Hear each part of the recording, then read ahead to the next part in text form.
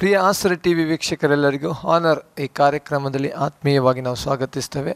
ಅನೇಕ ದೇವ ಸೇವಕರುಗಳನ್ನು ಈ ಒಂದು ಆಸರೆ ಟಿ ವಿಯಲ್ಲಿ ಕರೆದು ಈ ಪ್ರೋಗ್ರಾಮಲ್ಲಿ ನಾವು ಹಾನರ್ ಮಾಡುವಂಥ, ಗೌರವಿಸುವಂಥದ್ದು, ಸನ್ಮಾನಿಸುವಂಥದ್ದು ಆಗಿರ್ತದೆ. ಯಾಕಂದರೆ ದೇವರ ಸೇವಕರನ್ನು ಗುರುತಿಸಿ ಸನ್ಮಾನಿಸುವುದು ಅದು ನಮಗೂ ಎಲ್ಲ ದೇವಜನರಿಗೂ ಅದು ಆಶೀರ್ವಾದವಾಗಿರ್ತದೆ. ದೇವ ಸೇವಕರು ಅವರು ಪಡುವಂಥ ಸೇವೆ, ಪಡುವಂಥ ಕಷ್ಟ, ಮಾಡುವಂಥ ಸೇವೆ, ಅವರು ಮಾಡುವಂಥ ಎಲ್ಲ ಕಾರ್ಯಗಳನ್ನು ನಾವು ಗುರುತಿಸಿಕೊಂಡು ಈ ಒಂದು ಕಾರ್ಯಕ್ರಮವನ್ನು ಆಸರೆ ಟಿ ವಿಯಲ್ಲಿ ನಾವು ಹಮ್ಮಿಕೊಂಡಿರ್ತೇವೆ. ಇದರಲ್ಲಿ ಅನೇಕ ದೇವ ಸೇವಕರು ಈಗಾಗಲೇ ಬಂದು ಅವರು ಸನ್ಮಾನಿಸಲ್ಪಟ್ಟಿರ್ತಾರೆ ಮತ್ತು ಅವರು ಆಶೀರ್ವಾದ ಹೊಂದಿರ್ತಾರೆ. ಯೋಹಾನ ಸುವಾರ್ತೆ 12:26 ವಾಕ್ಯ ಹೀಗೆ ಹೇಳ್ತದೆ, ಯಾರೆಲ್ಲ ಆತನ ಸೇವೆಯನ್ನು ಮಾಡ್ತಾರೋ ತಂದೆಯಾದ ದೇವರು ಅವರನ್ನು ಸನ್ಮಾನಿಸ್ತಾರೆ ಎಂಬುದಾಗಿ. ಅದು ಬಾಡದ ನಿತ್ಯವಾದ ಒಂದು ಸನ್ಮಾನ. ಅದು ತಂದೆಯಾದ ದೇವರು ಪರಲೋಕದಲ್ಲಿ ಪ್ರತಿಯೊಬ್ಬ ದೇವ ಸೇವಕರಿಗೆ ಕೊಡುವಂಥದ್ದಾಗಿರ್ತದೆ. ಈ ಒಂದು ಕಾರ್ಯಕ್ರಮದಲ್ಲಿ ನಾವು ಕೊಡುವಂಥ ಒಂದು ಹಾನರ್ ಅದು ತಾತ್ಕಾಲಿಕವಾಗಿರುವುದಾದರೂ ಅದು ಅನೇಕ ದೇವ ಸೇವಕರನ್ನು ಉತ್ತೇಜನ ಪಡುವಂಥದ್ದು ಮತ್ತು ಅದು ಮಾಡುವಂಥ ನಮಗೆಲ್ಲರಿಗೂ, ನೋಡುವಂಥ ನಮಗೆಲ್ಲರಿಗೂ ಅದು ಆಶೀರ್ವಾದವಾಗಿರ್ತದೆ.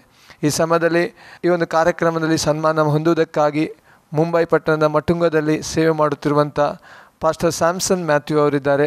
ಅವರು ಈ ಕಾರ್ಯಕ್ರಮದಲ್ಲಿ ನಮ್ಮ ಮಧ್ಯದಲ್ಲಿ ಈ ಸಮಯದಲ್ಲಿ ಸನ್ಮಾನ ಹೊಂದಲಿಕ್ಕಿದ್ದಾರೆ. ಅವರ ಒಂದು ಸೇವೆಯ ಕಿರು ಪರಿಚಯವನ್ನು ಮಾಡಲಿಕ್ಕೆ ಬಯಸ್ತೇನೆ. ಅವರು ಮುಖ್ಯವಾಗಿ 10 ವರ್ಷಗಳ ಕಾಲದಿಂದ ಸಭಾಪಾಲಕರಾಗಿ ಮುಂಬೈ ಪಟ್ಟಣದ ಮಟುಂಗದಲ್ಲಿ ಅವರು ಸೇವೆ ಮಾಡ್ತಾ ಇದ್ದಾರೆ. ದೇವರು ಅವರಿಗೆ ಪ್ರವಾದನ ಸೇವಾ ವರವನ್ನು ಕೂಡ ಕೊಟ್ಟು ಅವರು ಸೇವೆಯಲ್ಲಿ ಶಕ್ತವಾಗಿ ಉಪಯೋಗ ಮಾಡ್ತಾ ಇದ್ದಾರೆ. ಅವರು ಆರಾಧನೆ ನಾಯಕರಾಗಿ ಕೂಡ ಅನೇಕ ಕಡೆಗಳಲ್ಲಿ ದೇವರ ಸೇವೆಯಲ್ಲಿ ಸಹ ಶಕ್ತವಾಗಿ ಉಪಯೋಗಿಸಲ್ಪಡ್ತಾ ಇದ್ದಾರೆ. ಮುಖ್ಯವಾಗಿ ಯೌವನಸ್ಥರ ಮಧ್ಯದಲ್ಲಿ ಅವರು ಸೇವೆ ಕೂಡ ಮಾಡ್ತಾ ಇದ್ದಾರೆ. ಅವರ ಒಂದು ಭಾರ ಕೂಡ ಅದು ಆಗಿರ್ತದೆ.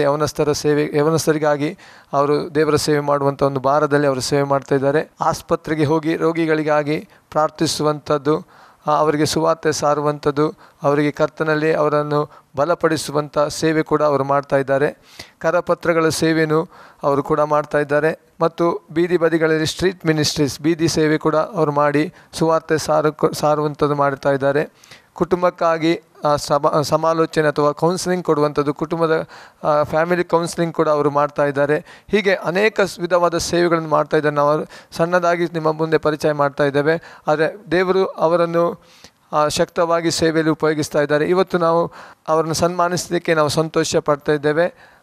ನಮ್ಮ ಮಧ್ಯದಲ್ಲಿರುವಂಥ DGM ಬೇತೇಲ್ ಸಭೆಯ ಸಹ ಸೇವಕರಾಗಿರುವಂಥ ಪಾಸ್ಟರ್ ಮ್ಯಾಥ್ಯೂ ಕ್ಯಾಸ್ಟಲಿನ್ ಅವರು ಅವರನ್ನು ಸನ್ಮಾನಿಸಲಿಕ್ಕಿದ್ದಾರೆ.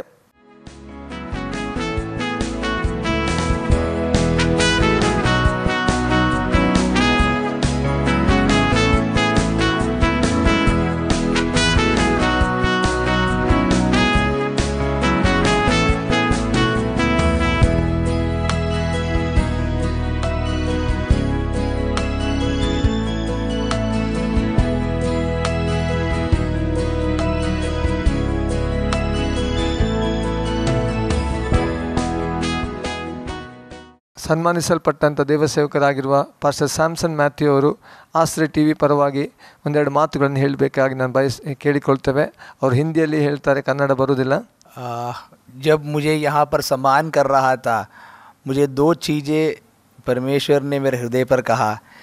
सबसे पहले यह है कि जो परमेश्वर के दास को आदर करता है, परमेश्वर का कलाम यूँ कहता है, मेरे नाम पे 1 गिलास पानी भी दो तो उसका प्रतिफल परमेश्वर देगा.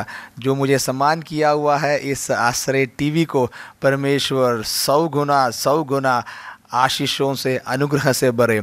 दूसरी चीज़ मुझे ये परमेश्वर की आत्मा बता रहा था, जिस प्रकार यहाँ पर सम्मान होता है, स्वर्ग में परमेश्वर यीशु मसीह हमें कुछ सम्मान करने वाला है.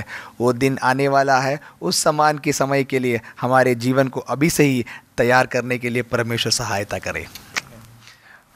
ಸೇವಕರು ಹೇಳಿರುವಂಥದ್ದು, ಅವರಿಗೆ ಈ ಸನ್ಮಾನ ಮಾಡುವಾಗ 2 ವಿಷಯಗಳು ಅವರ ದೇವರಾತ್ಮನವರ ಹೃದಯದಲ್ಲಿ ಹಾಕಿದ ಮುಂದಕ್ಕೆ ತಂದ ಎಂಬುದಾಗಿ. ಒಂದನೇದಾಗಿ ಒಂದು ಸೇವಕನೆಂದು ತಿಳಿದು ಒಂದು ತಮ್ಮಿಗೆ ನೀರನ್ನು ಕೊಡುವುದಾದರೂ ಅದಕ್ಕೆ ಸಿಗುವಂಥ ಪ್ರತಿಫಲ ತಪ್ಪುವುದೇ ಇಲ್ಲ ಎಂಬುದಾಗಿ. ಅದಕ್ಕಿಂತ ಹೆಚ್ಚಾಗಿ ಈ ಆಸರೆ ಟಿ ವಿ ಚಾನಲ್ ಅವರು ಮಾಡಿದರು.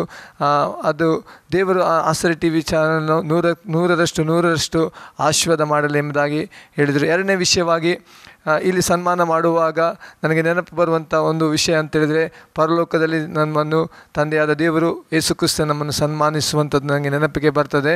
ಅದು ಅತಿ ಶೀಘ್ರವಾಗಿ ಬರಲಿಕ್ಕಿದೆ, ನಾವು ಅದನ್ನು ಎದುರು ನೋಡುತ್ತಾ ಮುಂದೆ ಹೋಗೋಣ ಎಂಬುದಾಗಿ ದೇವಸೇವಕರು ಹೇಳಿದರು. ಅವರಿಗೋಸ್ಕರವಾಗಿ, ಅವರ ಸೇವೆಗಾಗಿ, ಅವರ ಎಲ್ಲ ಕಾರ್ಯಗಳಿಗಾಗಿ ಅವರಿಗಾಗಿ ನಾವು ಪ್ರಾರ್ಥನೆ ಮಾಡೋಣ. ನಮ್ಮ ಮಧ್ಯದಲ್ಲಿರುವಂಥ ಪಾಸ್ಟರ್ ಮ್ಯಾಥ್ಯೂ ಅವರು ಪ್ರಾರ್ಥಿಸಬೇಕಾಗಿ ನಾನು ಕೇಳಿಕೊಳ್ತೇನೆ. ಪ್ರಿಯರೇ, ನಾವು ಇವರಿಗಾಗಿ ನಾವೆಲ್ಲರೂ ಒಟ್ಟಾಗಿ ಪ್ರಾರ್ಥನೆ. ಪ್ರೀತಿ ಸ್ವರೂಪದ ಪರಲೋಕ ತಂದೆ ಆದವರು ಯೇಸು ಕ್ರಿಸ್ತನ ಪರಿಶುದ್ಧ ನಾಮದಲ್ಲಿ ಪರಿಶುದ್ಧಾತ್ಮನ ಸಹಾಯದೊಂದಿಗೆ ತಂದೆ ನಿನ್ನ ಪ್ರಾರ್ಥನೆಗೆ ಬಂದಿದ್ದೇವೆ ಸ್ವಾಮಿ. ಕರ್ತನೆ, ನಿನ್ನ ವಾಕ್ಯದಲ್ಲಿ ನೋಡ್ತಿಲ್ಲ ಸ್ವಾಮಿ. ಕರ್ತನೆ ಅಪ್ಪ, ಯೋಹಾನ ಸುವಾರ್ತೆ 12ನೇ ಅಧ್ಯಾಯ 26ನೇ ವಾಕ್ಯ ಹೇಳ್ತದೆ, ಯಾವ ನನಗೆ ಸೇವೆ ಮಾಡ್ತಾನೆ ತಂದೆ ಅವರನ್ನು ಸನ್ಮಾನಿಸ್ತಾನೆ ವಾಕ್ಯ ಹೇಳಿದ ಸ್ವಾಮಿ. ಕರ್ತನೆ, ಯಾಸರೆ ಟಿವಿಯಲ್ಲಿ ಕರ್ತನೆ ಮೊದಲೇ ಬಂದಂಥ ಕರ್ತನೆ ಸೇವಕರಾದ ಹೌದು ಸ್ಯಾಮ್ಸನ್ ಮ್ಯಾಥ್ಯೂ ಅವರನ್ನು ಸನ್ಮಾನಿಸುವಂತೆ ದಿನ ಕೊಟ್ಟದಕ್ಕಾಗಿ ಕರ್ತನೆ ಸ್ತೋತ್ರವನ್ನು ಸಲ್ಲಿಸ್ತೇವೆ ದೇವರೇ. ಅವರನ್ನು ಆಶೀರ್ವದಿಸು, ಅವರನ್ನು, ಅವರ ಕುಟುಂಬವನ್ನು ದೇವರೇ, ಅವರ ಸಭೆಯನ್ನು, ಅವರ ಸೇವೆಯನ್ನು ಕರ್ತನೆ ಆಶೀರ್ವದಿಸಿ ವಿಸ್ತರಿಸಬೇಕು ನಾನು ಪ್ರಾರ್ಥನೆ ಮಾಡ್ತೀವಿ. ಐಸಾಯ ಕರ್ತನೆ 54:2 ವಾಕ್ಯ ಹೇಳ್ತಾರೆ ಸ್ವಾಮಿ. ಕರ್ತನೆ, ನಿನ್ನ ಪ್ರಾಂತ್ಯವನ್ನು ವಿಸ್ತರಿಸುವ ಹೇಳುವಂಥ ಸಮಯ ಕರ್ತನೆ ಶಕ್ತವಾದ ರೀತಿಯಲ್ಲಿ ಮುಂದಿನ ದಿನಗಳೆಲ್ಲ ಸೇವೆಯನ್ನು ಉಪಯೋಗಿಸಬೇಕು ನಾನು ಪ್ರಾರ್ಥನೆ. ದೇಶದಲ್ಲಿ ಮಾತ್ರವಲ್ಲ ಸ್ವಾಮಿ ಕರ್ತನೆ, ರಾಜ್ಯಗಳಲ್ಲಿ ಸ್ವಾಮಿ ಕರ್ತನೆ, ಲೋಕದ ಕಟ್ಟಗಳಿಗಿದ್ದವರೆ ಅವರು ನಿನ್ನ ಸೇವೆ ಮಾಡುವಂಥ ಕೃಪೆಗೆ ನಡೆಸಬೇಕು ನಾನು ಪ್ರಾರ್ಥನೆ ಮಾಡ್ತೀವಿ ಕರ್ತನೆ. ಹೌದು ಸ್ವಾಮಿ, ಅನೇಕ ವರದಾನಗಳು ತುಂಬಿಸಿ ಸ್ವಾಮಿ ಕರ್ತನೆ ಅಭಿಷೇಕದ ಸೇವೆ ಮಾಡೋದು ಕೃಪೆಗೆ ನಡೆಸಬೇಕು ನಾನು ಪ್ರಾರ್ಥನೆ ಮಾಡ್ತೀವಿ ಕರ್ತನೆ. ಹೌದು ಸ್ವಾಮಿ, ಶಕ್ತವಾದ ರೀತಿಯಲ್ಲಿ ಕರ್ತನೆ ನಿನ್ನ ಸೇವೆಯನ್ನು ಉಪಯೋಗಿಸಿ ಕರ್ತನೆ ಅನೇಕ ಲಕ್ಷಾಂತರ ಆತ್ಮಗಳು ನಿನ್ನ ರಾಜ್ಯಕ್ಕೆ ಆದಾಯ ಪಡಿಸುವಂಥ ಕೃಪೆಗೆ ನಡೆಸಬೇಕು ನಾನು ಪ್ರಾರ್ಥನೆ ಮಾಡ್ತೀನಿ ಇದ್ದವರೆ. ಅವರನ್ನು, ಅವರ ಕುಟುಂಬ ಸಭೆ ಸೇವೆಯನ್ನು ತಿರುಗಾವತ್ತಿನ ಹಸ್ತಕೋಪಿಸ್ಕೊಳ್ತೇನೆ ಸ್ವಾಮಿ ಕರ್ತನೆ. ತಂದೆ, ಮಗ, ಪವಿತ್ರಾತ್ಮ ಹೆಸರಿನಲ್ಲಿ ಅವರನ್ನು, ಅವರ ಕುಟುಂಬ ಸಭೆ ಸೇವೆಯನ್ನು ಆಶೀರ್ವಾದ ಮಾಡ್ತೀವಿ ಸ್ವಾಮಿ ದೇವರೇ. ನಿನ್ನ ಆಶೀರ್ವದಿಸು, ನಡೆಸು ಸ್ವಾಮಿ ಕರ್ತನೆ. ನಿನ್ನ ರಾಜ್ಯ ಕಟ್ಟೋಣದಲ್ಲಿ ಹೌದು ಸ್ವಾಮಿ ಬಲವಾದ ರೀತಿಯ ಸೇವೆಯಲ್ಲಿ ಉಪಯೋಗಿಸಬೇಕು ನಾನು ಪ್ರಾರ್ಥನೆ ಮಾಡ್ತಿದ್ದೇವೆ ಕರ್ತನೆ. ನಿನ್ನ ಅಭಿಷೇಕ ಕರ್ತನೆ, ನಿನ್ನ ಆತ್ಮನ ಬಲ ತುಂಬಿಸಿ ನಡೆಸುವುದಕ್ಕೆ ಕರ್ತನೆ ಸ್ತೋತ್ರವನ್ನು ಸಲ್ಲಿಸುವೆ. ನಿನ್ನ ಶುಭ, ನಿನ್ನ ಕೃಪೆ ಅವರು ಸದಾಕಾಲ ಹಿಂಬಾಲಿಸಲಿಕ್ಕೆ ಒಂದು ಸಹಾಯ ಮಾಡು. ಪ್ರಾರ್ಥನೆ ಕೇಳಿದರೆ ಸ್ತೋತ್ರ, ಯೇಸು ಕ್ರಿಸ್ತನ ಪರಿಶುದ್ಧ ನಾಮದಲ್ಲಿ ತಂದೆ. ಪ್ರಿಯ ಆಸರೆ ವೀಕ್ಷಕರಿಗೆ ಯೇಸು ಕ್ರಿಸ್ತನ ಮಧುರ ನಾಮದಲ್ಲಿ ವಂದನೆಗಳು. ಪ್ರಿಯರೇ, ಹೊನ್ನಾರ್ ಎಂಬ ಕಾರ್ಯಕ್ರಮಕ್ಕೆ ನಿಮ್ಮನ್ನು ಕೂಡ ನಾನು ಸ್ವಾಗತಿಸಿದ್ದೇನೆ. ಕಳೆದ ಹಲವು ಸಮಯಗಳಿಂದ ಈ ಆಶ್ಚರ್ಯ ಟಿ ವಿ ಮೂಲಕ ದೇವಸೇವಕರನ್ನು ಅಥವಾ ಯೇಸು ಕ್ರಿಸ್ತನ ಸೇವೆ ಮಾಡುವಂಥ ಸೇವಕರನ್ನು ಇಲ್ಲಿ ಅವರನ್ನು ಕರೆಸಿ ಈ ಸಂಸ್ಥೆಯ ಮೂಲಕ ಸಭೆಯ ಮೂಲಕ ಅವರನ್ನು ಅವರು ಮಾಡಿದ ಸೇವೆಗಾಗಿ ನಾವು ಸನ್ಮಾನಿಸ್ತಾ ಇದ್ದೇವೆ. ಪ್ರಿಯರೇ, ದೇವರ ವಾಕ್ಯದಲ್ಲಿ ಕೂಡ ನೋಡ್ತೇವೆ. ಯೋಹಾನ ಸುವಾರ್ತೆ 12ನೇ ಅಧ್ಯಾಯ 26ನೇ ವಾಕ್ಯದಲ್ಲಿ, ಯಾವನು ನನ್ನ ಸೇವೆ ಮಾಡ್ತಾನೆ ತಂದೆ ನಾವು ಅವನನ್ನು ಸನ್ಮಾನಿಸ್ತಂದೆ ವಾಕ್ಯದಲ್ಲಿ ನೋಡ್ತೇವೆ. ಪ್ರಿಯರೇ, ಇವತ್ತು ನಮ್ಮ ಮಧ್ಯದಲ್ಲಿ ಮುಂಬೈಯಲ್ಲಿ ಸೇವೆ ಮಾಡುವಂಥ ಪಾಸ್ಟರ್ ಸ್ಯಾಮ್ಸನ್ ಮ್ಯಾಥ್ಯೂ ನಮ್ಮ ಮಧ್ಯದಲ್ಲಿದ್ದಾರೆ. ಅವರನ್ನು ಈ ಕಾರ್ಯಕ್ರಮಕ್ಕೆ ಯೇಸು ಕ್ರಿಸ್ತನ ಹೆಸರಿನಲ್ಲಿ ನಾನು ಹಾಗೂ ನಿಮ್ಮೆಲ್ಲರ ಪರವಾಗಿ ನಾನು ಸ್ವಾಗತಿಸ್ತೀನಿ. पास्टर आपको आश्चर्य टीवी में ये सम्मान के लिए आपको स्वागत है। पास्टर अब तो मुंबई से यहाँ आया है जी। अब ये टीवी के बारे में आपको हम धन्यवाद कहते हैं जी। Thank you. पास्टर आप ये सेवकाई कितना साल से आपने किया? सेवकाई में कितना साल हो गया आप सेवकाई करने? सेवकाई में मैं जो है 1998 से बाहर जाकर जहाँ पर परमेश्वर भेजता था वहाँ पे सेवकाई करना शुरू किया। तो 98 से 2003 तक मैं मुंबई के अंदर ही करता था। 2003 से मैं मुंबई के बाहर जाकर सेवकाई करना शुरू किया। 2007 से कलीसिया में पासवान के रूप में सेवकाई कर रहा हूँ। 2003 से ही हमने एक छोटा सा हिंदी कलीसिया शुरू किया था। 2003 से 2006 में उसको पूरे तौर पर कलीसिया के रूप में आ गया। तो 2006 से हिंदी और मलयालम 2 कलीसिया मुंबई में चालू है। अब पिछले साल 2016 में नवंबर महीने से अंग्रेज़ी भी शुरू किया। तो अब इस समय संडे के दिन 3 सर्विस चलती है, पहले इंग्लिश, फिर हिंदी, फिर मलयालम। सुबह जो 8 बजे आराधना शुरू होती है वो तकरीबन 12:30-1 बजे तक आराधना चलती रहती है। ಪ್ರಿಯರೇ, ಪಾಸ್ ಅವರ ಹೇಳಿಕೆ ಮೂಲಕ ನಾವು ನೋಡ್ತೇವೆ ಅವರು 98ರಲ್ಲಿ ಸೇವೆಗಾಗಿ ಅವರನ್ನು ಸಮರ್ಪಿಸಿಕೊಟ್ಟಿದ್ದಾರಂತೆ. ಮತ್ತು 2002ರಲ್ಲಿ ಪೂರ್ಣ ಸೇವೆಗಾಗಿ ಬಂದರು. ಅಲ್ಲಿಂದ ಅವರು ಸೇವೆ ಪ್ರಾರಂಭ ಮಾಡಿ ಈಗ ಅವರು ಹಿಂದಿ, ಮಲಯಾಳಿ ಹಾಗೂ ಇತ್ತೀಚೆಗೆ ಇಂಗ್ಲೀಷ್ನಲ್ಲಿ ಕೂಡ ಅವರ ಆರಾಧನೆ ನಡೆಸಲ್ಪಡ್ತಂದ ವಾಕ್ಯದ ಅವರು ಹೇಳ್ತಾ ಇದ್ದಾರೆ. ಫಸ್ಟ್ अब ये सेवकाई में आने के पहले, यीशु के आने के पहले, अब कभी यीशु मसीह को ग्रहण किया था? मैं वास्तव में मैं एक मसीही परिवार में, विश्वासी परिवार में जन्म लिया था।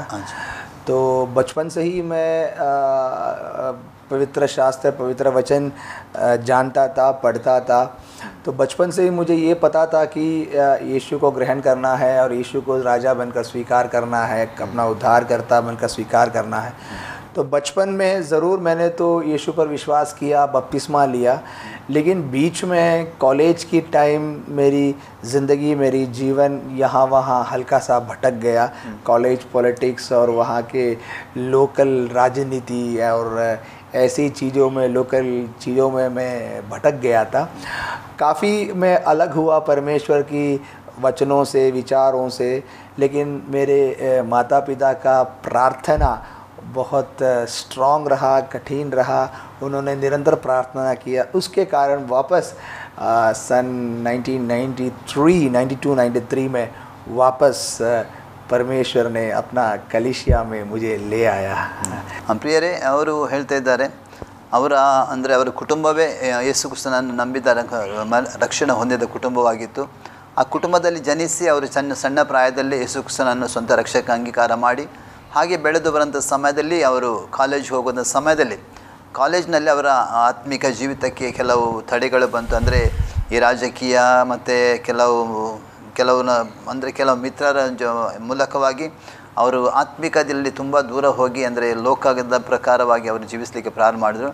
ಕಡೆಗೂ ಕೂಡ 1993ರಲ್ಲಿ ದೇವರು ತಿರುಗಿ ಅವರನ್ನು ಸೇವೆಗಾಗಿ ಅವರನ್ನು ಕರೆದ. ಹಾಗೆ ತಿರುಗಿ ಅವರು ಕರ್ತನಲ್ಲಿ पूर्णವಾಗಿ ಒಪ್ಪಿಸಿಕೊಟ್ಟು ಸೇವೆಯಲ್ಲಿದ್ದಾರೆ. 93 में आप परिपूर्ण यीशु मसीह के पास आए? हाँ, 93 में मैं फिर कलिशिया में आया और 93 में ही मुझे रेलवे में नौकरी भी मिल गया था। उस समय से लेकर मेरे हृदय पर एक विचार था, विश्वास था कि मुझे यीशु मसीह की सेवा करना है। तो 98 से लेके परमेश्वर ने पहले कॉलेज के बच्चों के ही बीच में सेवकाई करने के समय दिया। फिर वहाँ से परमेश्वर ने मुझे सेवकाई में आगे बढ़ाते हुए ले आया। परमेश्वर ने भविष्यवाणी की वरदान दिया। तो वैसे मेरा सेवकाई विभिन्न जगहों पर चलना शुरू हुआ। ಪ್ರಿಯರೇ, ಅವರು ಹೇಳ್ತಿದ್ದಾರೆ, ಅಂದರೆ 93ರಲ್ಲಿ ತಿರುಗಿ ಅವರು ದೇವರ ಕಡೆಗೆ ಬಂದರು. ನಂತರ ಆ ಯವನಸ್ಥರ ಮಧ್ಯದಲ್ಲಿ, ಕಾಲೇಜಿನ ಯವನಸ್ಥರ ಮಧ್ಯದಲ್ಲಿ ದೇವರವರು ಸೇವೆಗಾಗಿ ನೇಮಿಸಲ್ಪಟ್ಟರು. ಅದಕ್ಕೂ 93ರಲ್ಲಿ ಅವರಿಗೆ ರೈಲ್ವೆಯಲ್ಲಿ ಕೂಡ ಒಂದು ಉತ್ತಮವಾದ ಕೆಲಸ ಸಿಕ್ಕಿತು ಅಂತ ಹೇಳ್ತಾರೆ. ಅದರ ಮಧ್ಯದಲ್ಲಿ ಕೂಡ ದೇವರವರು ಆರಿಸಿಕೊಂಡ ನಿಮಿತ್ತವಾಗಿ ಅನೇಕ ಯವನಸ್ಥರನ್ನು ಈ ಕರ್ತನ ಕಡೆಗೆ ನಡೆಸುವಂಥ ಸೇವೆಯನ್ನು ಮಾಡಿದ್ರು ಅಂತ ಹೇಳ್ತಾ ಇದ್ದಾರೆ. अपना ये कॉलेज के स्टूडेंट के बीच में आप सेवा क्या करता था के पास है? तो वहाँ मुंबई में हमारा एक कॉलेज की बीच में कार्य करने वाले एक संस्था, एक ऑर्गेनाइजेशन है जो पूरा इंडिया में चलती है। उसका नाम है इंटर कॉलेजिएट प्रेयर फेलोशिप। हाँ, तो उसके ज़रिए हमारे जिस कॉलेज में मैं सीखता था, उस कॉलेज में और विभिन्न मुंबई के इलाकों में युवक लोगों को, कॉलेज के लोगों को इकट्ठा कर क्योंकि ऐसा है कि मुंबई में कॉलेज के अंदर प्रार्थना चलाना थोड़ा सा मुश्किल होती है। तो इसलिए कॉलेज के बाहर जगह लेकर, हॉल लेकर, वहाँ पर छोटी झुंड, विभिन्न कॉलेजों से छोटे झुंड को लेकर प्रार्थना करते थे। तो वैसे प्रार्थनाओं में जाकर कॉलेज के बच्चों को यीशु के बारे में बोलना और उनका जीवन बदलना दिखा। तो जैसे ही उनका जीवन बदलते हुए मुझे दिखा, तो उनके जीवन के बदले उनका परिवार बदलते हुए देखा। तो एक समाज, मेरे मन में एक विश्वास ये आया, एक व्यक्ति के जीवन से परिवार बदल सकता है तो परिवार के जीवन से समाज बदल सकता है। तो ये मेरे परमेश्वर की सेवकाई में आगे बढ़ने के लिए एक चैलेंज दिया मुझे। ಅವರು ಹೇಳ್ತಾ ಇದ್ದಾರೆ, ಅಂದರೆ ಕಾಲೇಜಿನ ಮಕ್ಕಳ ಜೊತೆಯಲ್ಲಿ ಅವರು ಸೇವೆ ಮಾಡಲಿಕ್ಕೆ ಪ್ರಾರಂಭ ಮಾಡಿದರು. ಅಂದರೆ ಕಾಲೇಜಿನ ಮಧ್ಯದಲ್ಲಿ ಸೇವೆ ಮಾಡೋದು ತುಂಬ ಕಷ್ಟವಾಗಿತ್ತು, ಅದು ಅಸಾಧ್ಯವಾಗಿತ್ತು. ಹಾಗಾಗಿ ಅನೇಕ ಕಾಲೇಜುಗಳ ಬದಿಯಲ್ಲಿ ಅವರು ಒಂದು ಹಾಲನ್ನು ತೆಗೆದುಕೊಂಡು ಅಥವಾ ಕೆಲವು ರೂಮ್ಗಳನ್ನು ತೆಗೆದುಕೊಂಡು ಅಲ್ಲಿ ಕೆಲವು ಸಹೋದರ, ಅಂದರೆ ಕಾಲೇಜ್ ಮಕ್ಕಳನ್ನು ಅವರು ಸೇರಿಸಿ ಸಣ್ಣ ಪ್ರಾರ್ಥನೆ ಕೂಟ ನಡೆಸ್ತಿದ್ರು. ಅದರ ಮೂಲಕ ಅವರು ತಿಳಿದು ಬಂತು ಏನಂದರೆ, ಅವರ ಜೀವಿತದಲ್ಲಿ ಪರಿವರ್ತನೆ ಆಗುವುದೊಂದು. ಅದಕ್ಕೆ ಅವರ ಯೋಚನೆ ಬಂತು, ಒಂದು ವ್ಯಕ್ತಿ ಪರಿವರ್ತನೆ ಆದರೆ ಒಂದು ಕುಟುಂಬ ಕೂಡ ಪರಿವರ್ತನೆ ಆಗಲಿಕ್ಕೆ ಸಾಧ್ಯ ಉಂಟು. ಒಂದು ಕುಟುಂಬ ಪರಿವರ್ತನೆ ಆದರೆ ಒಂದು ಸಮಾಜ ಕೂಡ ಒಂದು ಪರಿವರ್ತನೆ ಆಗೋದಕ್ಕೆ ಸಾಧ್ಯತೆ ಉಂಟು ಅಂತ ಅವರಿಗೆ ಯೋಚಿಸಿ ಅದಕ್ಕಾಗಿ ಅವರು ಸೇವೆ ಮಾಡಲಿಕ್ಕೆ ಪ್ರಾರಂಭ ಮಾಡಿದ್ರು. ಫಸ್ಟ್ बाद में अब ऐसा ही सेवा का मैं बढ़ गया। जी हाँ, तो सेवकाई करते करते हमने एक मलयालम कलीसिया मेरा डैडी ने 1977 में चालू किया था। वो अच्छी तरह चल रहा है, तभी भी चल रहा था। तब परमेश्वर ने मुझसे कहा एक हिंदी कलीसिया शुरू करना है, तो मैंने हिंदी कलीसिया हिंदी में शुरू किया। अब हिंदी में शुरू करने के बाद में ये मुझे देखा कि हिंदी में तो कोई आ नहीं रहा है, तो मैंने प्रार्थना किया, कोई हिंदी में आ नहीं रहा है। तो हमने क्या किया, एक दिन परमेश्वर ने हमसे कहा एक जगह को घूमने के लिए। तो हमने प्रार्थना करते करते एक तकरीबन 2-2.5 किलोमीटर का जगह है, उसको घूमने लगा। एक दिन घूमा, दूसरा दिन घूमा, तीसरा दिन घूमा, तकरीबन हमने 7-8 बार हमने ऐसे घूमते रहा, कुछ नहीं दिखा। 8वां दिन हम जब ऐसे घूमते हुए लास्ट पॉइंट में जाकर जब लौट रहे थे, तो हमें एक जो टैक्सी में हम वापस आ रहा था। टैक्सी में जब वापस आ रहा था तो वो एक टैक्सी ड्राइवर जो गाड़ी चला रहा था, उन्हें देखे तो हमें लगा कि बहुत परेशान है। तो हमने उनको इतना कहा कि आपको जितना परेशानियां हैं, यीशु हर परेशानी में आपका साथ देगा, आपका परेशानी को हल करेगा। ये सुनकर उन्होंने हमारे साथ में आया, हमारे घर पे आके प्रार्थना किया। हमने उनको कहा अगला दिन कलीसिया में आओ। वो रविवार को कलीसिया में आया, सुसमाचार सुना, उनका जीवन बदल गया। उन्होंने अपना ज़िंदगी यीशु के लिए दिया। वो उत्तर प्रदेश के रहने वाला एक भाई था, उन्होंने बपतिस्मा लिया, वो पर कलीसिया का सदस्य बन गया और वहाँ से हिंदी कलीसिया बढ़ना शुरू हुआ। आज हमारे हिंदी कलीसिया में मलयाली एक भी नहीं है, सारा वहाँ के विभिन्न प्रांतों के जगहों के लोग हमारी हिंदी कलीसिया में आता है। तो मेरा कहने का मतलब है, पहले 1-2 बार हमारा प्रार्थना में कोई आया नहीं, लेकिन उसमें हार नहीं मानना, परमेश्वर ज़रूर अपना काम करेगा, लोग आते रहेंगे। ಪ್ರಿಯರ ಅವರು ಹೇಳ್ತಿದ್ದಾರೆ ಅಂದರೆ, ಅವರು ಪ್ರಾರಂಭದಲ್ಲಿ ಸೇವೆ ಮಾಡೋದು, ಪ್ರಾರಂಭದಲ್ಲಿ ಹಿಂದಿಯಲ್ಲಿ ಸೇವೆ ಮಾಡಲಿಕ್ಕೆ ದೇವರವ್ರಿಗೆ ಕರೆದನು. ಹಿಂದಿಯಲ್ಲಿ ಸೇವೆ ಮಾಡಿ ಪ್ರಾರಂಭ ಮಾಡಿದಾಗ ಅವರು ಒಂದೇ ಒಂದು ಆತ್ಮ ಸಭೆಗೆ ಬರಲಿಲ್ಲ, ಅಂದರೆ ಅವ್ರು ಸೋತು ಹೋಗಲಿಲ್ಲ. ಅವ್ರು ಹೇಳ್ತಾರೆ, ಅವರು ಒಂದು ದೇವರೊಂದು ಒಂದು ಸ್ಥಳದ ದರ್ಶನ ಕೊಟ್ಟರು. ಆ ದರ್ಶನದಲ್ಲಿ ಸುತ್ತು ಬಾ ಅಂತ ದೇವರು ಹೇಳಿದರು. ದೇವರ ಆತ್ಮನವ್ರಿಗೆ ಪ್ರಕಟಪಡಿದ ನಿಮಿತ್ತವಾಗಿ ಅನೇಕ ದಿವಸಗಳ ಕಾಲ ಪಟ್ಟಣ ಸುತ್ತುವರೆದು ಪ್ರಾರ್ಥನೆ ಮಾಡಿದ್ರು. ಕಡೆಗೆ ಯಾರು ಕೂಡ ಸಭೆಗೆ ಬರೋದು. ಇವಾಗ ಒಂದು 8ನೇ ದಿವಸದಲ್ಲಿ ಅವರು ಒಂದು ಟ್ಯಾಕ್ಸಿಯನ್ನು ಮಾಡಿ, ಅಂದರೆ 2.5 ಕಿಲೋಮೀಟರ್ ಪ್ರಾಂತ್ಯಕ್ಕೆ ಹೋಗಿ ಅವರು ಪ್ರಾರ್ಥನೆ ಮಾಡ್ತಿದ್ರು. ಹಿಂದೆ ಬರುವಾಗ ಟ್ಯಾಕ್ಸಿಯಲ್ಲಿ ಡ್ರೈವರ್ನ ನೋಡುವಂಥ ಸಮಯದಲ್ಲಿ ಅವ್ರು ತುಂಬ ಕಷ್ಟದಲ್ಲಿರೋದು ಅವ್ರು ಕಂಡ್ರಂತೆ. ಹಾಗೆ ಅವರು ಟ್ಯಾಕ್ಸಿ ಡ್ರೈವರ್ ಹೇಳಿದಂತೆ ತುಂಬ ಸಮಸ್ಯೆಯಲ್ಲಿ ಇದ್ದಾಗೆ ಕಾಣ್ತದೆ, ನೀವು ದೇವರು ಯೇಸು ಸ್ವಾಮಿ ನಿಮ್ಮನ್ನು ಗುಣ ಮಾಡ್ತಾನೆ, ಸ್ವಸ್ಥಪಡಿಸ್ತಾನೆ ಅಂತ ಹೇಳುವಾಗ ಇವರು ಹೇಳುವಂಥ ದೇವರ ವಾಕ್ಯವನ್ನು ಕೇಳಿ ಇವರ ಮನೆಗೆ ಬಂದು ಪ್ರಾರ್ಥನೆ ಮಾಡ್ತಾರಂತೆ. ನಂತರ ಇವರು ಹೇಳ್ತಾರಂತೆ, ನಾಳೆ ನಮ್ಮ ಸಭೆಯಲ್ಲಿ ಆರಾಧನೆ ನಡೆಸಿ ನೀವು ಬನ್ನಿ ಅಂತ ಹೇಳುವಂಥ ಸಮಯದಲ್ಲಿ ಇವರ ಸಭೆಗೆ ಬಂದು ದೇವರ ವಾಕ್ಯವನ್ನು ಕೇಳಿ ಅದರ ನಂತರ ಅವರು ರಕ್ಷಣೆ ಹೊಂದಿ, ಅವರಲ್ಲ ಅವ್ರ ಕುಟುಂಬವಿಡೀ ರಕ್ಷಣೆ ಹೊಂದಿದರಂತೆ ಅವರು ವಾಕ್ಯ ಹೇಳ್ತದೆ. ಅಷ್ಟು ಮಾತ್ರ ಅಲ್ಲ, ಇವರ ತಂದೆ ಕೂಡ ಒಂದು ಸೇವಕರಾಗಿದ್ದಾರೆ, ಒಂದು ಸಭೆಯ ಪಾಸ್ಟರ್ ಆಗಿದ್ದಾರೆ. 77ರಲ್ಲಿ ಇವರು ತಂದೆ ಕೂಡ ಒಂದು ಸಭೆ 77 ಒಂದು ಸಭೆ ಕೂಡ ನಡೆಸ್ತಾ ಇದ್ದಾರೆ ಅಂತ ಅವ್ರು ಹೇಳ್ತಾ ಇದ್ದಾರೆ. ಬಸ್ ಅಪ್ನಾ आप सेवा क्या कर रहा है अभी? सेवकाई में आपको कभी तो भी लोगों से विरोध या कुछ आया था? नहीं, सेवकाई में ऐसे कभी लोगों से विरुद्ध कुछ कभी हुआ नहीं है।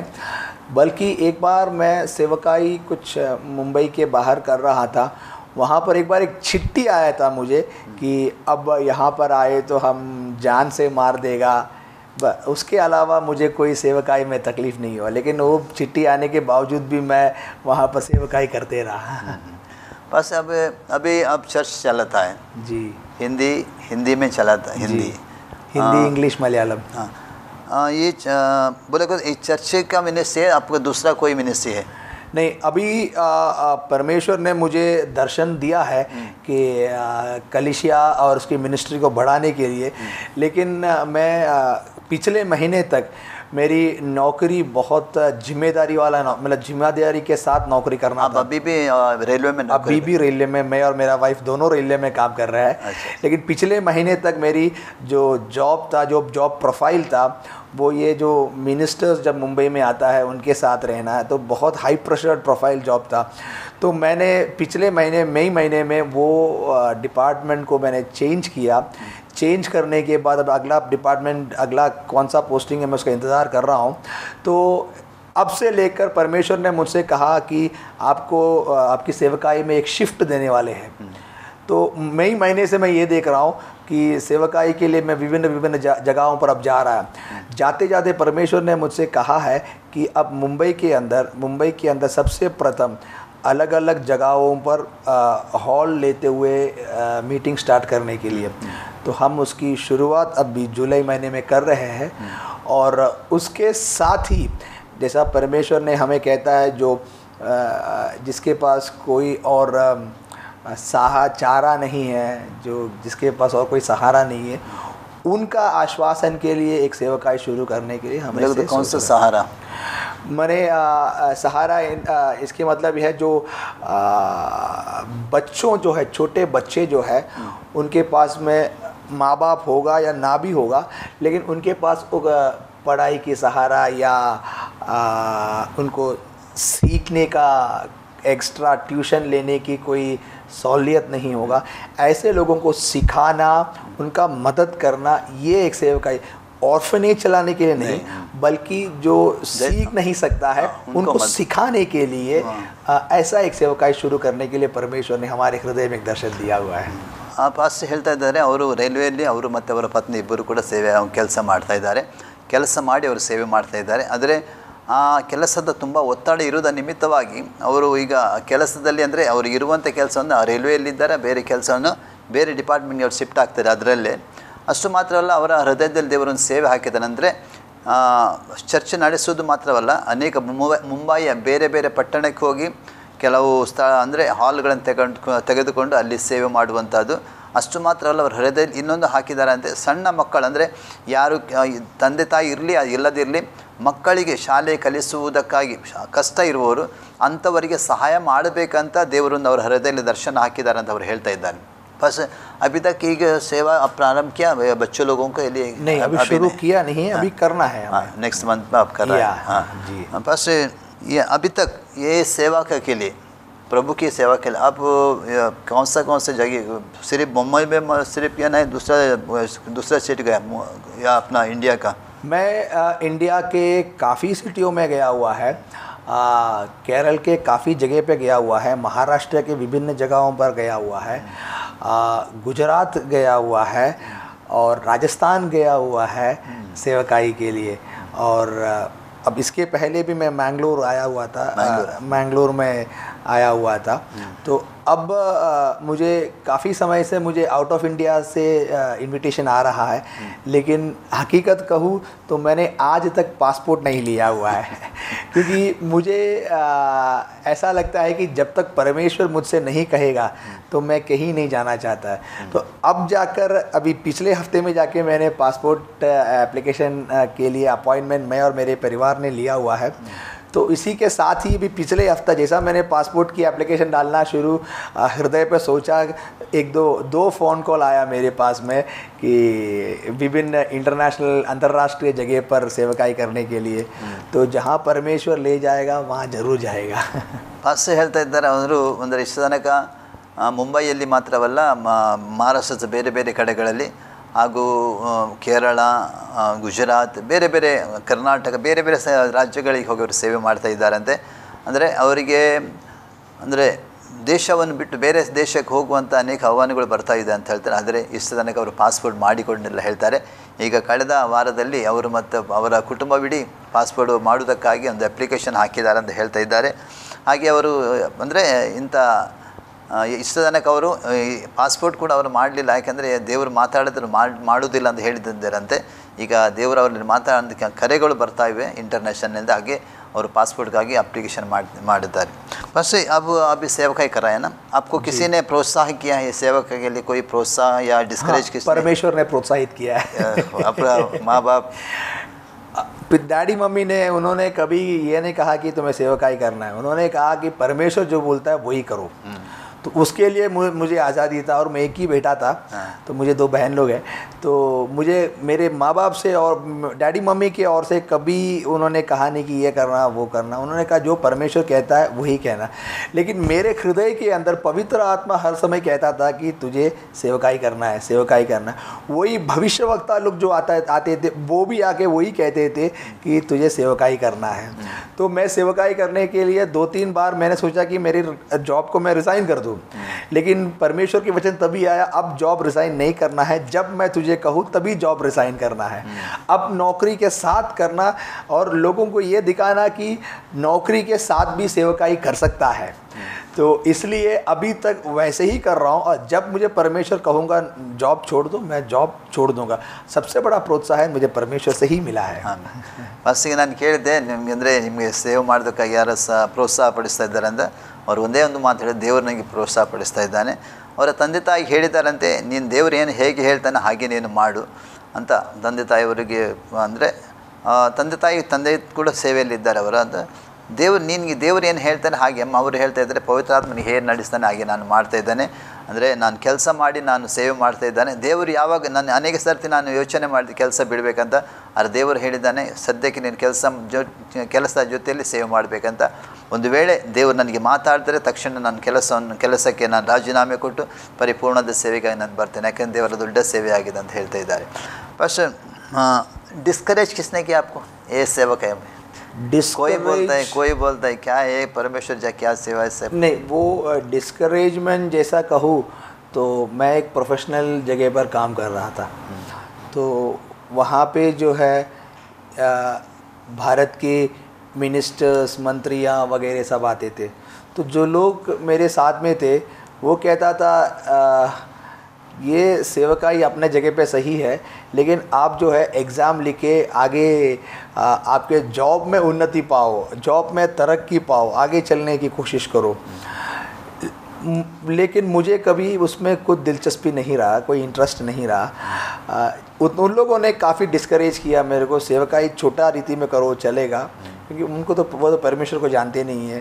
तो उन्होंने कहा सेवकाई छोटे रीति में कहो, बाकी जॉब में आगे जाओ। उसके अलावा मुझे कोई डिस्करेजमेंट नहीं आया। आजू बाजू वाले लोग को, फैमिली वाले लोग, नहीं तो फ्रेंड्स में नहीं, वैसे कोई और कोई डिस्करेजमेंट नहीं किया मुझे। ಅವರಿಗೆ ಕೇಳಿದೆ ನಾನು, ನಿಮ್ಗೆ ಯಾರಾದರೂ ನಿರುತ್ಸಾಹಪಡಿಸಿದ್ದಾರೆ ಸೇವೆಯಲ್ಲಿ ಕೇಳುವಂಥ ಸಮಯ ಯಾರೂ ನಿರುತ್ಸಾಹಪಡಿಸಲಿಲ್ಲ. ಕೆಲವು ಉನ್ನತ ರಾಜಕಾರಣಿಗಳು, ಉನ್ನತ ಅಧಿಕಾರಿಗಳು ಹೇಳಿದ್ದಾರೆ ಸೇವೆ ಮಾಡು, ಸಣ್ಣ ಮಟ್ಟದಲ್ಲಿ ಮಾಡು, ನೀನು ಏನು ಮಾಡು, ನೀನು ಕಲಿತು ಇನ್ನೂ ಕೂಡ ಉನ್ನತ ಹುದ್ದೆಗೆ ಹೋಗೋದಕ್ಕಾಗಿ ನೋಡು ಅಂತ ಹೇಳಿದ್ದಾರೆ. ಅಷ್ಟು ಬಿಟ್ಟರೆ ಯಾರು ನನಗೆ ಅಂದರೆ ನಿರುತ್ಸಾಹಪಡಿಸಲಿಲ್ಲ ಅಂತ ಹೇಳ್ತಾ ಇದ್ದಾರೆ. ಫಸ್ಟ್ आपको शादी हो गया ना? जी। कितना बच्चे हैं आपको? मुझे 2 बेटियां हैं। 2 बेटियां हैं। कितने साल के पास? बड़ी बेटी अभी 18 साल की है, छोटी बेटी 13 साल की है। दोनों पढ़ती हैं? दोनों पढ़ रही है। अच्छा, उधर क्या मुंबई में? मुंबई में ही, मुंबई में। हाँ जी। बस अभी अब सेवकाई में आपका दर्शन क्या है आगे का? मेरी सेवकाई में मेरा ये दर्शन है, यीशु मसीह द्वारा समाज को एक बदलावट आना ज़रूरी है। और यीशु मसीह द्वारा जो बदलावट इस दुनिया में और आने वाले दुनिया में दोनों जगह पे आने के लिए हम एक पात्र बनना है।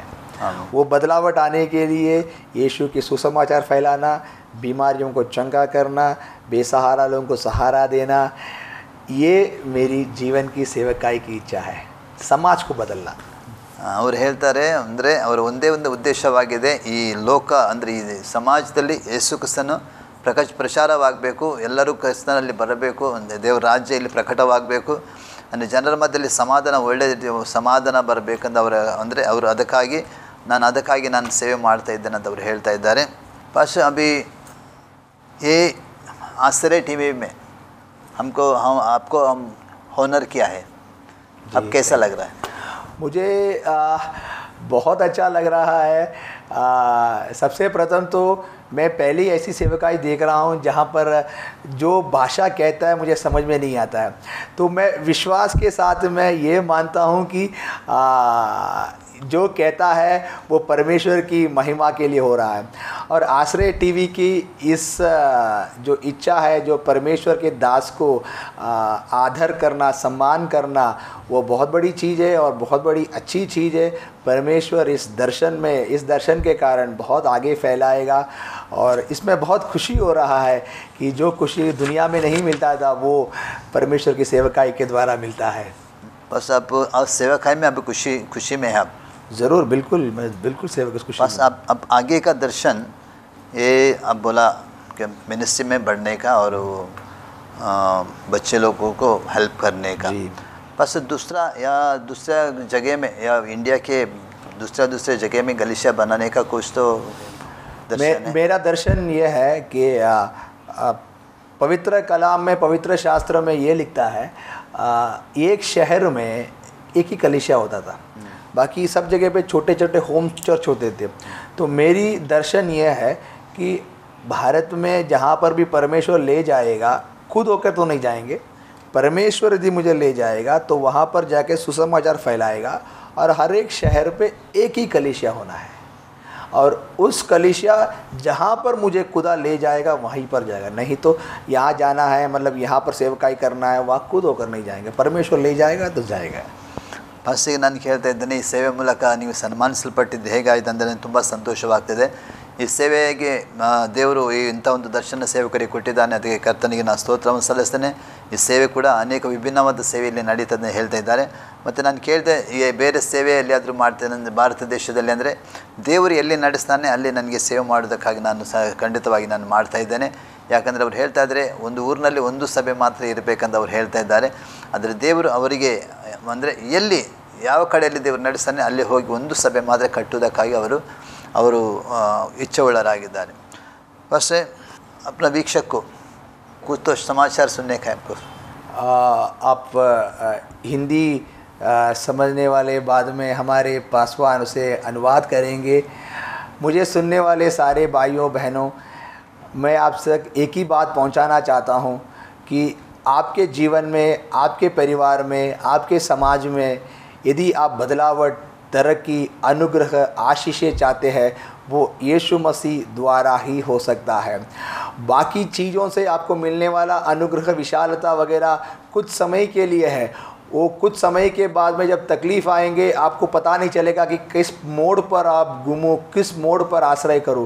लेकिन यीशु मसीह द्वारा जो अनुग्रह मिलता है उस चीज़ों में आपको यीशु मसीह संभालेगा. जो अनुग्रह आपको परमेश्वर ने दिया हुआ, यीशु ने दिया हुआ है, वो आखिर तक मेरा यीशु आपको संभालेगा. यीशु के लहू से आपको पापों से उद्धार मिलता है. यीशु के जीवन, यीशु के कलवरी के रक्त बहाना द्वारा, उनका बलिदान द्वारा हमें उद्धार मिलता है. बीमारियों से चंगाई मिलता है, आशीषें मिलता है. इसलिए मुझे सुनने वाले सारे भाई बहनों, आप यीशु पर विश्वास करो, आपका जीवन बदल जाएगा. ಪ್ರಿಯರವರು ಹೇಳ್ತಾ ಇದ್ದಾರೆ, ಯೇಸು ಕ್ರಿಸ್ತನ ಮೇಲೆ ನಂಬಿಕೆ ಇಡಿರಿ. ನಿಮ್ಮ ಯಾವ ರೀತಿ ನೀವು ಒಳ್ಳೆಯರಾಗಿಬೇಕಂತ ನಿಮ್ಮ ಕುಟುಂಬ ಒಳ್ಳೆಯರಾಗಬೇಕಂತ ನೀವು ಯೋಚನೆ ಮಾಡ್ತಿದ್ದೀರಿ. ಒಂದು ವೇಳೆ ನೀವು ಯೇಸು ಸ್ವಾಮಿಯನ್ನು ನೀವು ಸ್ವೀಕಾರ ಮಾಡಿದರೆ, ಅವರನ್ನು ನಂಬುವುದಾದರೆ, ಅವರ ನಿಮ್ಮ ಜೀವಿತ, ನಿಮ್ಮ ಕುಟುಂಬ ಜೀವಿತದಲ್ಲಿ ಉದ್ಧಾರವನ್ನು ಮಾಡುವನಾಗಿದ್ದ. ಅಷ್ಟು ಮಾತ್ರವಲ್ಲ, ಅವರನ್ನು ನಂಬುವಾಗ ನಿಮ್ಮ ಜೀವಿತದಲ್ಲಿ ಅನೇಕ ಅದ್ಭುತ ಕಾರ್ಯಗಳನ್ನು ಮಾಡುವನಾಗಿದ್ದಾನೆ. ಯಾಕಂದರೆ ಉದ್ಧಾರ ಅಲ್ಲಿಂದ ಲೋಕದಲ್ಲಿ ನಿಮಗೆ ಸ್ವಲ್ಪ ಸಮಯ ಏನಾದರೂ ಉತ್ತಮ ಸಿಗ್ಬೋದು, ಅದು ಸ್ವಲ್ಪ ಸಮಯ. ಅದು ಕಷ್ಟ ಬಂದಾಗ, ವೇದನೆ ಬಂದಾಗ, ನೋವು ಬಂದಾಗ ಅದೆಲ್ಲ ಮರೆತು ಹೋಗ್ತದೆ, ಅದೆಲ್ಲ ಬಿಟ್ಟು ಹೋಗ್ತದೆ. ಆದರೆ ಯೇಸು ಸ್ವಾಮಿಯನ್ನು ನಂಬುವಾಗ ನೀವು ಕಡೆ ತನಕ ದೇವರು ನಿಮ್ಮ ಸಂಗಡ ಇದ್ದಾನೆ ಮತ್ತು ನಿಮಗೆ ನಡೆಸುವನಾಗಿದ್ದಾನೆ ಅವರು ಹೇಳ್ತಾ ಇದ್ದಾರೆ. ಅದಕ್ಕಾಗಿ ಯೇಸು ಸ್ವಾಮಿ ಕಲ್ವಾರಿ ಶಿಲುಬೆಯಲ್ಲಿ ನಮ್ಮ ಪಾಪಗಳಿಗಾಗಿ, ನಮ್ಮ ರೋಗಗಳಿಗೆ ತನ್ನ ರಕ್ತವನ್ನೇ ಸುರಿಸಿದ್ದಾನೆ. ಆ ರಕ್ತದ ಮೂಲಕ ಬಿಡುಗಡೆ ಉಂಟು. ಅದಕ್ಕಾಗಿ ನೀವು ಯೇಸು ಸ್ವಾಮಿಯನ್ನು ನಂಬುವಾಗ ನಿಮ್ಮ ಜೀವಿತದಲ್ಲಿ ದೊಡ್ಡ ಕಾರ್ಯ ಮಾಡ್ತಾನೆ ಅಂತ ಅವರ ಮೂಲಕ ಹೇಳ್ತಾನೆ. ಬಸ್ हमारा ये आश्रय टीवी के बीच में आपके हॉनर है, कार्यक्रम में आप अपना हॉनर किया आपको और अपना गवाही हमको सुनाया और हमारा वीक्षकों को अपनी गवाही सुनाई.